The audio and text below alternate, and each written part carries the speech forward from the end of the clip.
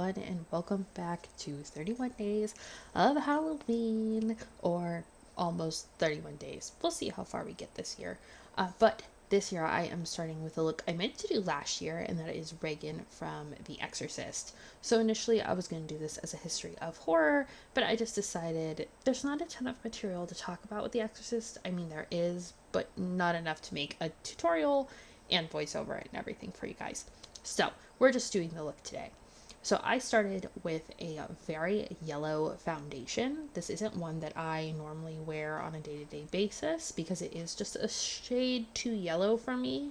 But since we are being Regan when she is sick and in bed and the demon has kind of taken over, I wanted to bring out that yellow tone in my skin. So this is also a thicker foundation, definitely very costumey and a little heavy. But we are going to be using a lot of powders on top of it, so I wanted something that gave me a nice thick base for everything to stick to, and like I said, that was a little bit more yellow just to bring out that more sickly color that we're going to be creating with the different powders and shading we're doing today.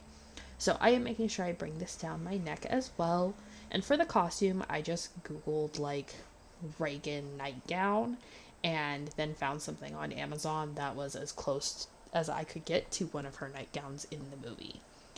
So once we have our base down, instead of using translucent powder to set everything, I am using this chartreusey green pigment on a really dense blending brush. And for this, I am just going in with really filling the powder on the brush and then putting it on like I would foundation or translucent powder. Not really worrying about if the color is perfectly even. Yes, we want to be completely green all over, but if there's some places where it's patchy or the green is a little bit thicker in some places than others, that is fine because we don't want perfectly smooth green skin. We're not going for like an Elphaba look. We want to look ill and like we've been in bed for days on end and throwing up pea soup. For my eyebrows, I just set them with a little bit of this like thickening and tinted brow gel, just so that they had a little bit more structure to them and framed my face. Reagan is a child, so we don't need to do like a full glam with this. I actually played off of my rounder features for this, and she does kind of have that round little kid face, but I wanted the brows to have a little bit of color to them just to intensify the eyes. Speaking of the eyes, for the base color for all of our shadows, I went in with this kind of grayish brown color, and I did that all over my top lid as well as going underneath on my bottom lid. And as you can see when I'm applying it, I like to look down because I can see where my eye naturally kind of sags and where the bag would be. So I fill that in with those colors so we can get that natural contour there. And now as you can see, the dark circles under my eyes look even more intense, and it really fills in those shadows where I do have a little bit of bags, where my skin might sag a little bit, or I have like some hollowness. So play off of those things that you already have for Halloween makeup, and it will make your life so much easier. So for the next color, I went in with just a couple shades darker of brown and shaded the crease so that my eyes looked a little more hollowed out, just very dead and not very excited. And then I went in with another kind of reddish brown shade and went all over the lids with this very lightly, just to continue playing off of that sleepless look, the almost bloodshot eyes. And I went underneath my eyelids with this as well, just to highlight those dark circles even more, since dark circles usually are that purpley red kind of color, almost bruised. I mean, you figure an exorcism is quite the ordeal, so Regan was going through it. So now, right along my smile lines, I went in with that kind of gray shade and a pencil brush, and I highlighted those areas just because this is really sunken in on Regan's face. So I wanted to kind of match those contours that she has.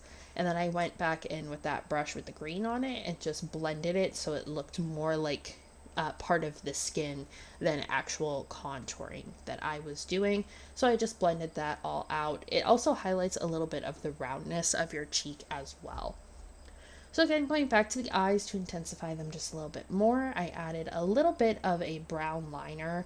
This is just to make the actual whites of my eyes stand out, because when Regan, kind of sits up and she is really possessed, you can see her eyes are that big spooky white. and that's also why I added a little bit of mascara. For the rest of the face, I went in with a ColourPop kind of cream shadow in the red. This is the red that I used under the eyes earlier as well.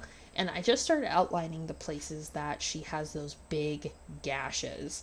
If you look at all the pictures or even some of the animatronics that were out at Spirit Halloween, they use this version of Regan a lot with the gashes and things on her face after she's been attacked and kind of towards the end of the movie. So I just followed the chin, the little one she has on her nose, and then the ones on her cheeks and forehead are the most prominent ones. So I wanted to make sure I made those nice and big. And this is just the base color for these gashes. If you have red face paint, that works too. If you just want to go in with the fake blood, that's fine. I like to give myself a little bit of a map of where to put the fake blood, and also adding a deep red shadow on your skin gives not only the blood something to stick to, but it gives it a lot more dimension and more of that like open wounded look. You could even use some scar wax here. You could use some liquid latex if you really wanted to get into it. But I just wanted to do one that was pretty like akin to how they did her makeup then, because you can tell a lot of it is just very painted on. It's the beauty of those cheesy 80s horror movies that they just have to, like, not everything was great in terms of effects, but we've come a really long way most of the time. There's still some horror movies I look at and don't understand how we didn't have better effects. So for the forehead gash, this is a pretty big one that she has.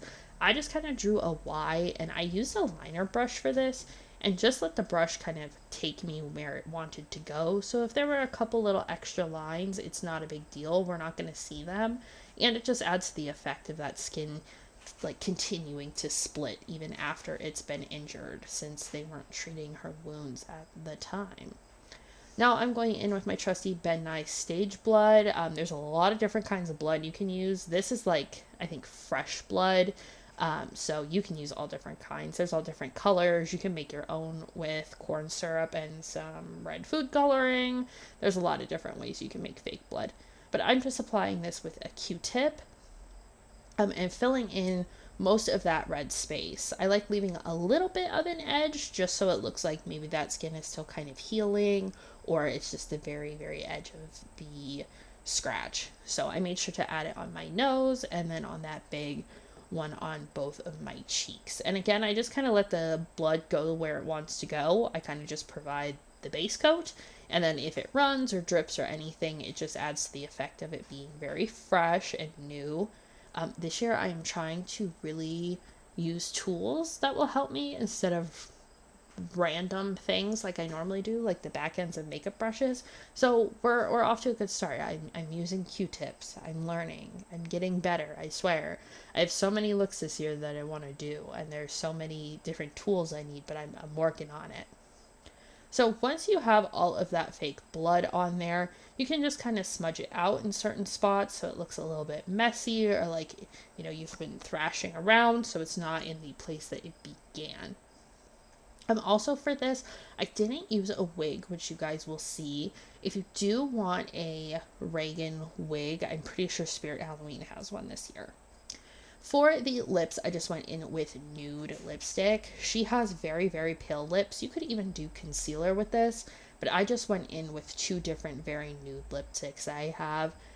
One is from Half Caked, and the other one is Rave from MAC. And I just kind of mixed those two together. I used a matte and a shimmery, so it would be, or not shimmery, like a satin, so it would look like it was wet from saliva, but also dry and cracked from being exercised. And then I did add a little bit of fake blood on there just because her lips are cracked and dry. And then I just blended it in a little bit with a makeup sponge so that it didn't look so perfect, like the lipstick looked a little more smeared and just like natural skin. But this is pretty much it. Regan does have bangs. I did not have clip-in bangs that match my hair color, so I just kind of went in and messed up my own hair. I teased it. I just fluffed it up. You really can just kind of lay in bed and roll your head back and forth a couple times, and you'll get the same effect that I did. But I also used a teasing brush just to pull everything up. It doesn't have to be perfect. It doesn't have to be, super glamorous or anything. If your hair is dirty and you shoot some dry shampoo in it to give it a little volume, that's probably honestly the most authentic and real looking version of it. Yes, this is the first look of the year. I hope you guys liked it, and I will see you in the next one.